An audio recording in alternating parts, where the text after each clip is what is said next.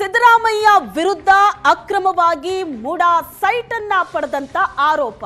December 18ಕ್ಕೆ MUDA ಕೇಸ್ನ ಅಂತಿಮ ವರದಿಯನ್ನ ಲೋಕಾಯುಕ್ತ ಸಲ್ಲಿಸಲಿದೆ.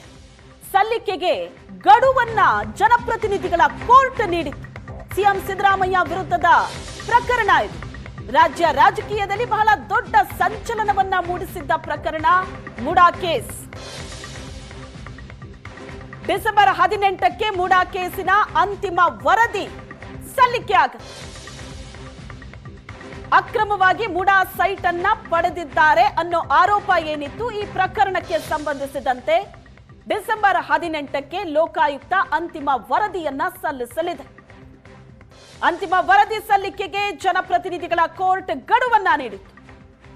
ಡಿಸೆಂಬರ್ 18ಕ್ಕೆ ಅಂತಿಮ ವರದಿಯನ್ನ ಸಲ್ಲಿಸೋದಾಗಿ ಲೋಕಾಯುಕ್ತ ಮೂಲಗಳ ಮಾಹಿತಿ ಸಿಕ್ಕಿದೆ. ಈಗಾಗಲೇ ಸಿದ್ದರಾಮಯ್ಯನವರಿಗೆ ಕ್ಲೀನ್ ಚಿಟ್ ಅನ್ನ ನೀಡಿ ಬಿ ರಿಪೋರ್ಟ್ ಅನ್ನ ಲೋಕಾಯುಕ್ತ ಸಲ್ಲಿಸಿತ್ತು. ಈ ಬಿ ರಿಪೋರ್ಟ್ ಅನ್ನ ಪ್ರಶ್ನಿಸಿ ದೂರುದಾರ ಸ್ನೇಹಮಯಿ ಕೃಷ್ಣ ಅರ್ಜಿಯನ್ನ ಸಲ್ಲಿಸಿದರು. ಈ ಪ್ರಕರಣದ ತನಿಖೆ ನಡೆಸಿದ ನಂತರ ಲೋಕಾಯುಕ್ತ ಸಿದ್ದರಾಮಯ್ಯನವರಿಗೆ ಕ್ಲೀನ್ ಚಿಟ್ ಕೊಟ್ಟಿತ್ತು, ಬಿ ರಿಪೋರ್ಟ್ ಅನ್ನ ಸಲ್ಲಿಸಿತ್ತು. ಅದರ ಬಗ್ಗೆ ಪ್ರಶ್ನೆ ಮಾಡಿದ್ರು ಸ್ನೇಹಮಯಿ ಕೃಷ್ಣ, ದೂರುದಾರರು, ಈ ಪ್ರಕರಣದ ದೂರುದಾರ.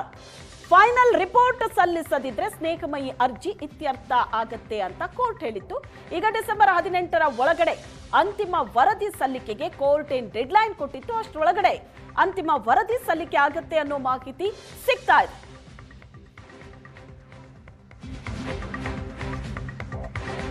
ಸಿಎಂ ಸಿದ್ದರಾಮಯ್ಯ ಮುಡಾದಿಂದ ಅಕ್ರಮವಾಗಿ ಸೈಟ್ ಪಡೆದಿದ್ದಂತ ಪ್ರಕರಣ ಇದು.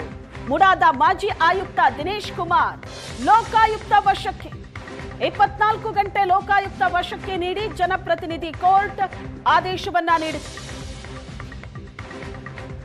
ಇವತ್ತು ದಿನೇಶ್ ಕುಮಾರ್ ಅನ್ನ ಕೋರ್ಟ್ಗೆ ಹಾಜರುಪಡಿಸಲಾಗಿತ್ತು.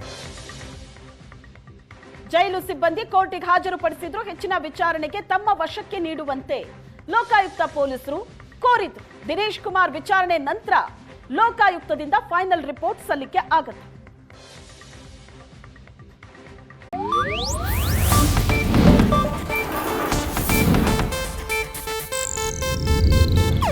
ಇದು ಏಷ್ಯಾನೆಟ್ ನ್ಯೂಸ್ ನೆಟ್ವರ್ಕ್ ಪ್ರಸ್ತುತಿ.